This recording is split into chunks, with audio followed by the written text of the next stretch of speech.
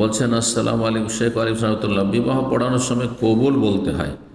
কবুল না বলে যদি আলহামদুলিল্লাহ বলে তাহলে কি বিবাহ হবে? আলহামদুলিল্লাহ তো আর কবুল বুঝাই না।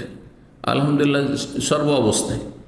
জি, কেউ যদি বিয়ে কবুল করে যে এই বিয়েকে কবুল করলাম, এই যাবে কবুল বললাম, তাহলে আলহামদুলিল্লাহ। না আমি বিয়ে করবো না, তাতেও আলহামদুলিল্লাহ। সুতরাং আলহামদুলিল্লাহ, আপনি এই বিয়ে করতে চাইছেন, কবুল করতে চাইছেন আর বলবেন এভাবে যথেষ্ট নয়।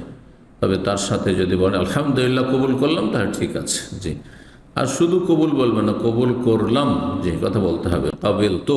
জি, কাবিল তো বলতে হবে। জি, আল্লাহ রাব্বুল সঠিক বুঝদান করুন এবং সুন্নত মোতাবেক সমস্ত ইবাদত বন্দেগী আমল সম্পাদনে তৌফিক দান করুন। ভুল ভ্রান্তি থেকে, গুমরাহি থেকে আল্লাহ আমাদেরকে বাঁচিয়ে রাখুন। সুবহান রাব্বিকা রব্বিল ইজ্জাতি আম্মা ইয়াসিফুন ওয়া সালামুন আলাল মুরসালিন আলহামদুলিল্লাহি রাব্বিল আলামিন। বলছেন আসসালামু আলাইকুম শেখ ওয়ালাইকুম সালাম, আমাদের একটা দিনী ভাই, ওর তো আকিকা হয় নাই, ওর বাবা মা করেন নাই যে কোনো সমস্যার কারণে, এখন কি আকিকা করানো যাবে কি যাবে না? যদি করা যায় তাহলে কি হিসাবে করতে হবে, এ বিষয়টা জানে উপকৃত করবেন। জি, ছেলের আকিকা দুইটি মুস্তাহাব আর মেয়ে আকিকা হচ্ছে একটি। সুতরাং বড় হয়ে যদি কেউ আকিকা করে তাহলে করা যাবে, করা যাবে। যে নিজের আকিকাও কেউ যদি করে যাবে। অধিকাংশ ওলামাদের কাছে, অল্প কিছু ওলামায়ে কেরাম বলেছেন যে না, আকিকার সময় নেই, কিন্তু এমন কোনো দলিল নেই।